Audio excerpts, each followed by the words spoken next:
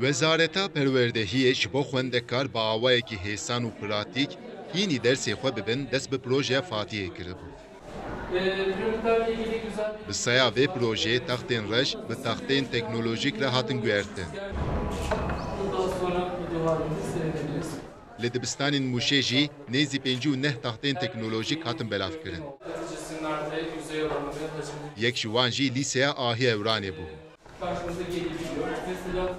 Müdîrê Lîseya Ahî Evranê Orhan Çêlik diyar kir ku ji bo pêşketina xwendekarên welêt bi texteyên teknolojîk perwerdehî gelekî giring e.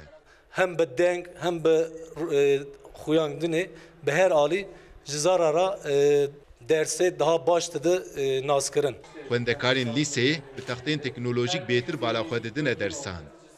Xwendekarekê derbarê vê gavê de ramanên xwe parve kirin. Em sayabyên da pir tiştîn dibin, tiştê ku me dinyayê de nedîtî em li vir dibînin, em li vir pir soruya yani soru çözmüş dikin, soruyê ku em malê nikarin çözmüş dikin, em li vir dikarin soru çözmüş dikin, saya tabletê de jî em yani pir faydalî divij me re.